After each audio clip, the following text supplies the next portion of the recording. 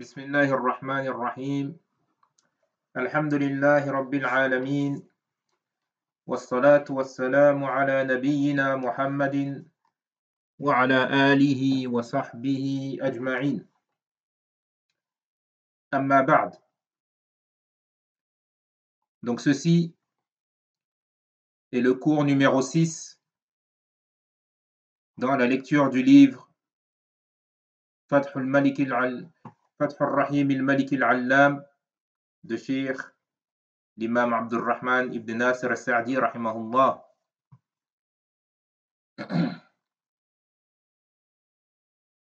Et nous nous étions arrêtés au chapitre, à l'entrée du chapitre, dans lequel le cheikh va traiter et expliquer 7 noms d'Allah subhanahu wa ta'ala qui font partie des noms splendides d'Allah subhanahu wa ta'ala. Il dit le cheikh en intitulé de ce chapitre Ar-Rahman, Ar-Rahim, Al-Barru, Al-Karimu, Al-Jawadu, Al-Wahhabu, Ar-Ra'ouf. Il dit le cheikh هذه الأسماء الكريمة متقارب معناها وكلها تدل على أنه موصوف بكمال الرحمة وسعة البر والإحسان وكثرة المواهب والحنان والرأفة. Donc, le cheikh va traiter ici de 7 noms d'Allah subhanahu wa ta'ala qui sont Ar-Rahman, le tout miséricordieux, Ar-Rahim, le très miséricordieux, Al-Barru, la traduction qui m'est parue la plus conforme est de le traduire par le bienveillant, Al-Barru, le bienveillant, Al-Karimu, le noble, Al-Jawad, le généreux, Al-Wahhab, le donateur, Ar-Ra'ouf. Ce qui m'est apparu, c'est que la meilleure traduction, Wallahu ta'ala a'lam, est le clément. Ar-Ra'ouf, le clément. Puis le cheikh, donc, il dit, concernant ces 7 noms, il dit, ces nobles noms ont un sens, ont une signification qui est proche. Ces nobles noms se rapprochent, sont proches dans le sens, dans leur sens.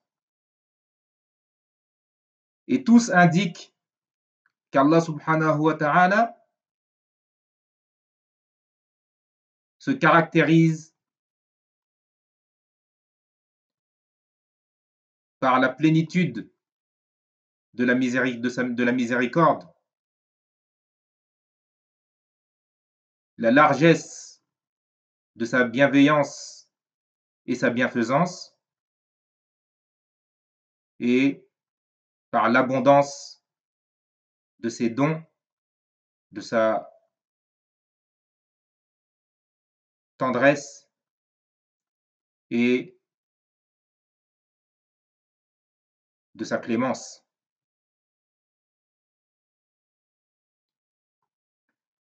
Puis le cheikh il dit فَجَمِيعُ مَا فِيهِ. Ici, à mon avis, il y a eu une faute de frappe, une faute d'impression. Et ce qui me semble être plus correct, c'est que le ha dans le mot zaïd, al-ha ou zaïda, le ha a été rajouté. Donc il dit le cheikh فَجَمِيعُ مَا فِي الْعَالَمِ الْعُلْوِيِّ وَالسُّفْلِي من حصول المنافع والمحاب والمسار والخيرات فإن ذلك منه ومن رحمته وجوده وكرمه وفضله. C'est-à-dire, le cheikh nous dit ici, tout ce qu'il y a dans les mondes supérieurs et inférieurs, c'est-à-dire le ciel et la terre, tout ce qu'il y a dans les mondes supérieurs et inférieurs comme chose bénéfique, appréciable,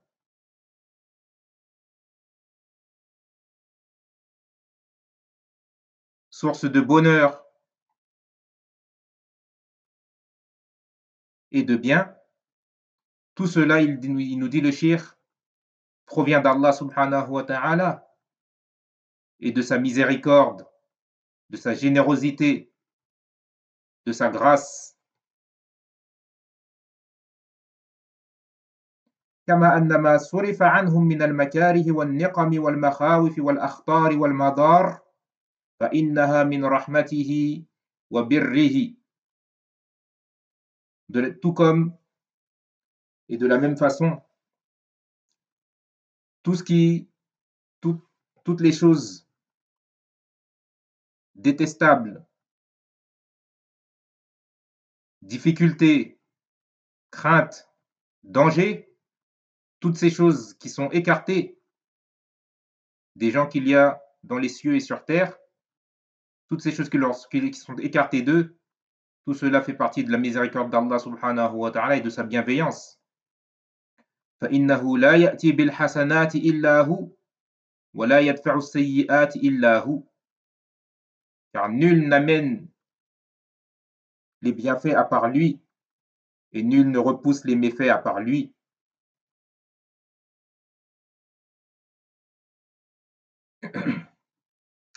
Et un point que j'ai oublié de citer lorsque j'ai cité les 7 noms dont le cheikh parle dans ce chapitre, c'est quelle est la différence entre le nom Ar-Rahman et le nom Ar-Rahim. Quelle est la différence entre ces deux noms? Le tout miséricordieux et le très miséricordieux. Il y a plusieurs explications de savants sur cela. Et celle qui me paraît la plus juste et la plus explicite, c'est la parole d'Ibn al-Qayyim rahimahullah qui nous dit Ar-Rahmanu dallun ala sifati al-qa'imati bihi subhanahu war-Rahim dallun ala ta'alluqiha bil marhum. Il nous dit Ar-Rahman, le nom Ar-Rahman, le tout miséricordieux, indique l'attribut qui est lié à Allah subhanahu wa ta'ala en soi. Sifat al-Dhat, sifatun dhatiyya, c'est un attribut qui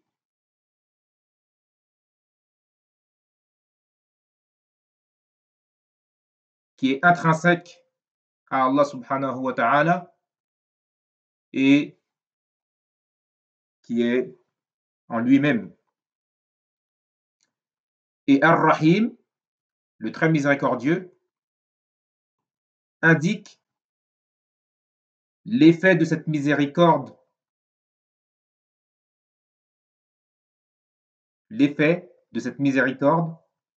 sur ses créatures, sur sa créature.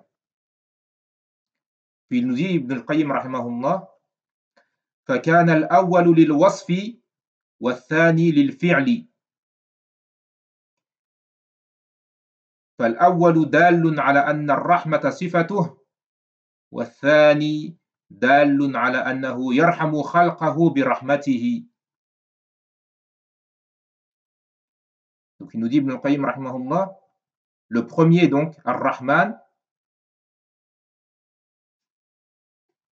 il désigne l'attribut qui est intrinsèque à Allah subhanahu wa ta'ala, et le deuxième, Ar-Rahim, il concerne l'acte d'Allah subhanahu wa ta'ala, et il explique cela encore, Ibn al-Qayyim rahimahullah, en nous disant que donc le premier indique la miséricorde, l'attribut de la miséricorde intrinsèque à Allah subhanahu wa ta'ala, et le deuxième indique qu'Allah subhanahu wa ta'ala fait miséricorde à ses créatures, qu'Allah subhanahu wa ta'ala fait miséricorde à ses créatures en manifestation de cette miséricorde. Ça, Ibn al-Qayyim rahimahullah, il le dit dans son livre Bada'i' al-Fawaid. Bada'i' al-Fawaid, au premier volume, page 42.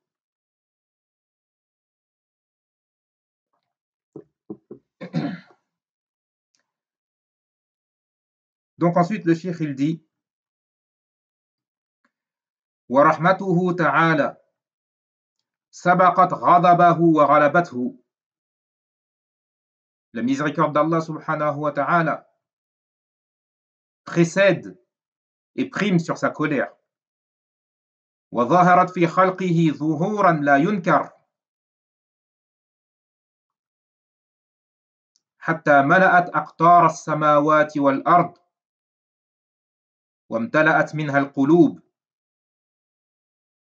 حتى حنت المخلوقات بعضها على بعض بهذه الرحمة التي نشرها عليهم وأودعها في قلوبهم. Il nous dit donc le cheikh que donc la miséricorde d'Allah subhanahu wa ta'ala qui précède et prime sur sa colère, elle se manifeste dans sa création de façon indiscutable, au point de se manifester dans tous les coins des cieux et de la terre, et au point que les cœurs, à tel point que les cœurs en sont remplis. De ce fait, les créatures ont de l'affection les unes pour les autres par cette miséricorde qu'Allah subhanahu wa ta'ala a répandue parmi eux et a mis dans leur cœur. وحتى حنت البهائم التي لا ترجو نفعا ولا عاقبة ولا جزاء على أولادها وشوهد من رأفتها بهم وشفقتها العظيمة ما يشهد بعناية باريها ورحمته الواسعة. Et cette miséricorde, la miséricorde d'Allah subhanahu wa ta'ala, c'est également par elle que les animaux, eux qui n'espèrent ni profit, ni finalité heureuse et ni récompense, malgré cela, même les animaux, par la miséricorde d'Allah subhanahu wa ta'ala, elles ont de l'affection pour leurs petits. Et on voit dans leur compassion pour leurs petits ce qui prouve qu'Allah subhanahu wa ta'ala leur porte un intérêt et ce qui prouve sa large miséricorde. وعمت مواهبه أهل السماوات والأرض. Également, les bienfaits d'Allah subhanahu wa ta'ala Allah subhanahu wa ta'ala les a accordés à tous ceux qu'il y a, à tous les habitants des cieux et de la terre. ويسر لهم المنافع والمعايش والأرزاق وربطها بأسباب ميسرة وطرق مسهلة. Allah subhanahu wa ta'ala leur a facilité ce qui leur est bénéfique et leur a facilité les moyens de subsistance, les moyens de survie et les moyens de subsistance. Tout comme il a rattaché cela à des causes qu'il a facilitées, à des causes et des moyens qu'il a facilités. فما من دابة في الأرض إلا على الله رزقها ويعلم مستقرها ومستودعها. Donc il n'y a pas une bête sur terre sans que ce ne soit Allah qui subvienne, lui accorde sa subsistance, et il connaît son habitation ainsi que son lieu de dépôt. وعلم تعالى من مصالحهم ما لا يعلمون. وعلم تعالى من مصالحهم ما لا يعلمون وقدر لهم منها ما لا يريدون وما لا يقدرون. Allah subhanahu wa ta'ala a su de ce qui leur est profitable, ce qu'eux-mêmes ne savent pas. Et il leur a prédestiné de cela ceux qu'ils ne veulent pas et ceux qu'ils ne prévoient pas. وربما أجرى عليهم مكاره توصلهم إلى ما يحبون. Et il se peut même qu'il les fasse passer par des difficultés, des choses détestables, qui les amènent à ce qu'ils aiment. بل رحمهم بالمصائب والآلام فجعل الآلام كلها خيرا للمؤمن الذي يقوم بوظيفة الصبر. Mais carrément, il leur a fait miséricorde à travers ces difficultés et ces douleurs, de sorte qu'il a fait que ces douleurs, toutes ces douleurs sont un bien pour le croyant qui va faire preuve d'endurance. عجبا لأمر المؤمن إن أمره كله خير إن أصابته سراء شكر فكان خيرا له وإن أصابته ضراء صبر فكان خيرا له وليس ذلك إلا للمؤمن وعسى أن تكرهوا شيئا وهو خير لكم والله يعلم وأنتم لا تعلمون. Le cheikh ici donc il nous cite tout d'abord le hadith dans lequel le prophète sallallahu alayhi wa sallam dit: comme est étonnante la situation du croyant, tout ce qui lui arrive est un bien. S'il est touché par une aisance, il est reconnaissant et c'est donc un bien pour lui. Et s'il est touché par une difficulté, il endure et c'est donc un bien pour lui. Et ceci n'est valable que pour le croyant. Ceci ne vaut que pour le croyant. Puis le cheikh a cité également une phrase tirée du Coran en disant: il se peut que vous ayez de l'aversion ou que vous détestiez une chose alors que c'est un bien pour vous. Allah sait, tandis que vous ne savez pas. Puis le cheikh nous dit: وكذلك ظهرت رحمته في أمره وشرعه ظهورا تشهده البصائر والأبصار ويعترف به أولو الألباب.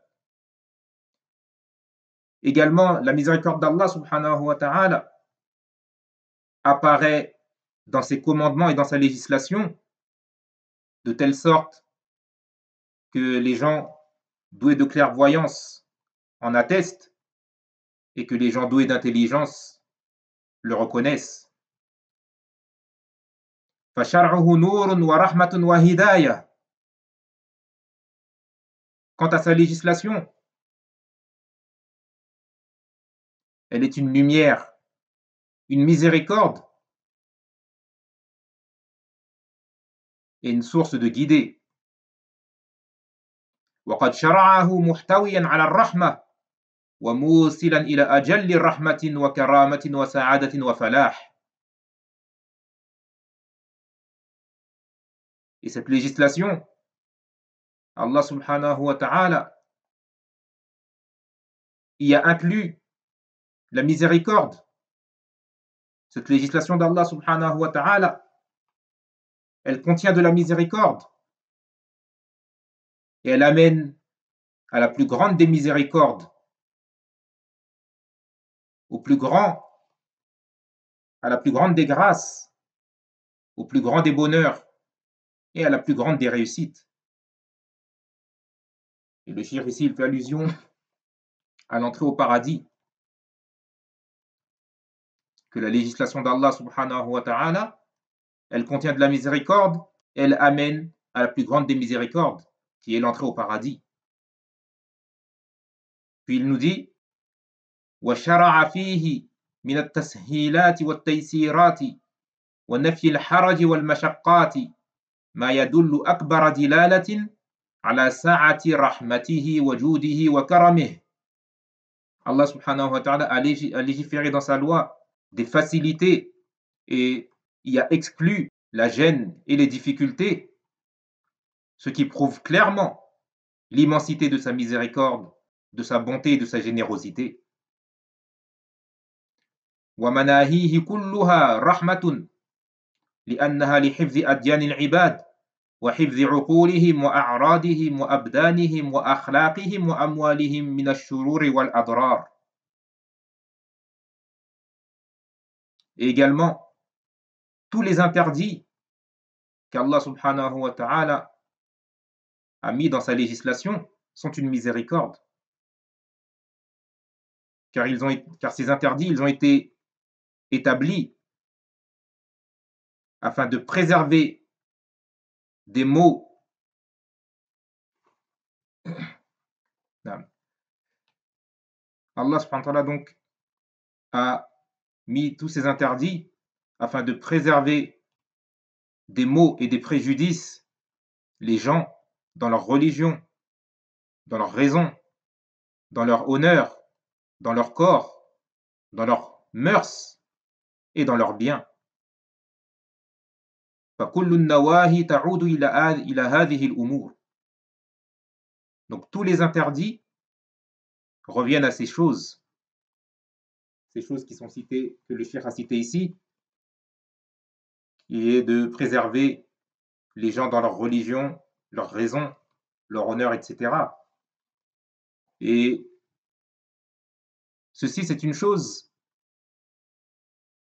que les savants appellent الضروريات الست الضروريات الست, c'est-à-dire les 6 nécessités. Comme quoi la religion est venue pour préserver ces 6 choses nécessaires et indispensables. Ces 6 choses, ce sont premièrement ad-din, préserver la religion. Allah subhanahu wa ta'ala, il a légiféré des choses pour préserver la religion. La deuxième, an-nafs, c'est-à-dire l'âme. Allah subhanahu wa ta'ala a légiféré des choses pour préserver les âmes humaines. La troisième des nécessités, al-aql, la raison. Allah subhanahu wa ta'ala a légiféré des choses pour préserver la raison humaine. La quatrième chose est al-nasl, c'est-à-dire c'est-à-dire la descendance, pour préserver la descendance. La cinquième est al-ird, c'est-à-dire l'honneur, pour préserver l'honneur des gens. Allah subhanahu wa ta'ala a légiféré des choses pour préserver l'honneur des gens. Et la sixième et dernière chose qui est al-mal, c'est-à-dire les biens. Donc, ce que les savants expliquent par rapport à cela, c'est que la religion, elle est venue, ce qu'Allah subhanahu wa ta'ala a légiféré dans la religion, c'est pour préserver ces 6 choses indispensables à la vie humaine et à la bonne vie sur terre et dans l'au-delà, qui sont, donc pour résumer, la religion, l'âme, la raison, la descendance, l'honneur et les biens. Et Allah subhanahu wa ta'ala, il a légiféré des choses. Il a légiféré des choses pour que ces 6 nécessités soient préservées et existent. Et il a légiféré des choses pour repousser tout ce qui peut amener à la disparition ou l'altération de ces 6 nécessités. Et ceci est expliqué dans des livres pour les étudiants en sciences. Notamment, vous pouvez revenir au livre Al-Muwafaqat de Shatibi et également à plusieurs livres que Al-Qarafi a écrits dans lesquels il traite de cela. Ensuite, donc le cheikh il nous dit وأيضا الأوامر سهلها وأعان عليها بأسباب شرعية وأسباب قدرية وذلك من تمام رحمته. Également, Allah subhanahu wa ta'ala a facilité les ordres qu'il nous a donnés et il a aidé les créatures à accomplir et à obéir à ses ordres.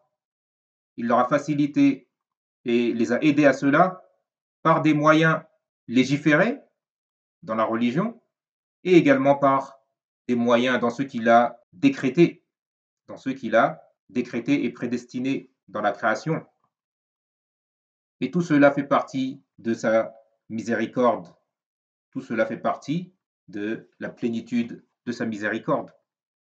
كما أن النواهي جعل عليها من العوائق والموانع ما يحجز العباد عن مواقعتها إلا من أبى وشرد ولم يكن فيه خير بالكلية.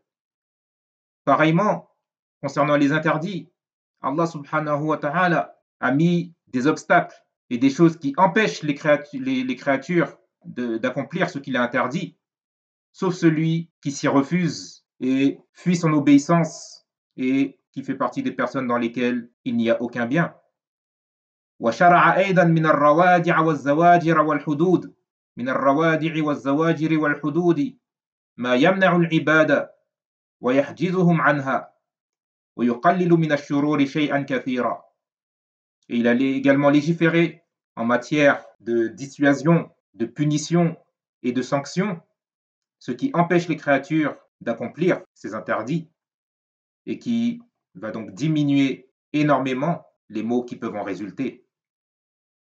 وبالجملة, le cheikh il termine en disant وبالجملة فشرعه وأمره نزل بالرحمة واشتمل على الرحمة وأوصل إلى الرحمة الأبدية والسعادة السرمدية.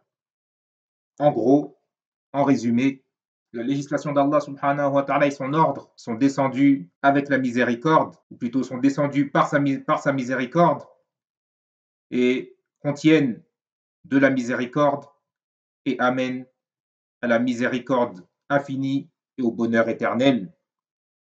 Et c'est ici que bi'idhnillah, nous allons arrêter le cours.